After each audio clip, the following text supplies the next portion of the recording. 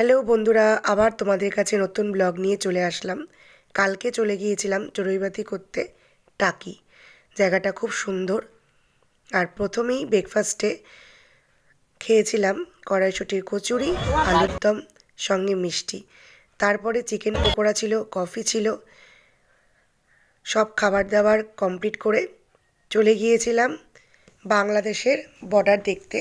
কিন্তু বাংলাদেশের বর্ডারটা তো দেখতে পেলাম না। ওরা নিয়ে গেল না, ওখানে নিয়ে যাওয়ার কোনো পারমিশন নেই। তাই বর্ডারের আগে অবধি আমাদের ঘোরানো হলো। নৌকায় উঠে পুরো নদীটার মধ্যে খুব সুন্দর। নদীটার নাম কিন্তু ইচ্ছামতি নদী। খুব সুন্দর লাগলো। অনেক দিন পর এই নৌকায় ওঠার এক্সপিরিয়েন্সটা আবার ভালোই লাগলো। তো দেখো, সবাই আমার মেয়ে তো খুব ভয় পাচ্ছিল, বাচ্চা তো, ও কোনোদিনও ওঠেনি নৌকায়। ও লঞ্চ চড়েছে, ও তাই বলছে মুখটা দেখো। তো তাই কালকে দিনটা খুব ভালো কাটিয়েছি।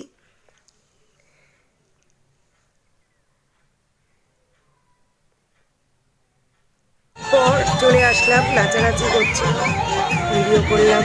আমরাও তার সঙ্গে নাচানাচি করেছি। আমার দিদি, আমার জামাইবাবু, আমার কাকু কাকিমা, আমার মা, খুব এনজয় করেছি।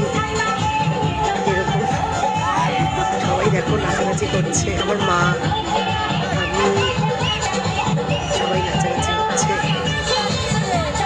তারপরে দুপুরের খাবার খেতে বসে পড়লাম। দুপুরের মেনুতে ছিল ভাত, ভেজ ডাল, খাসির মাংস, একটা তরকারি, মাছ,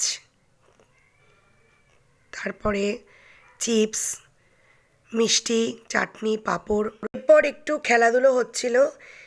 বল পাসিংয়ের একটা খেলা আছে, তো এটা প্রতি বছরই হয়। আর সত্যিই খুব আনন্দ হয় এই পিকনিকটায়। আর জায়গাটাও তো খুব সুন্দর, এবার খুব ভালোই কাটলো দিনটা।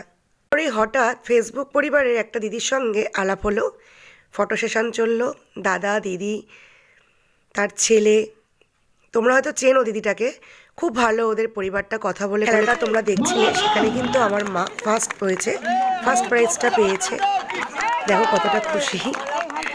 এরপর আমরা নিজেদের মধ্যে ফটো তুলে পিকনিকটা শেষ করলাম, আমাদের ফ্যামিলি ফটো। সত্যি দিনটা কালে খুব ভালো কেটেছে। চলো আর ব্লগটা বড় করব না, এখানেই শেষ করলাম। আবার নতুন কোনো ব্লগ দেখার জন্য আমার পেজটা ফলো করার জন্য অনুরোধ রইল তোমাদের কাছে। তোমরা পাশে থেকো। চলো, টাটা, ভালো থেকো সবাই।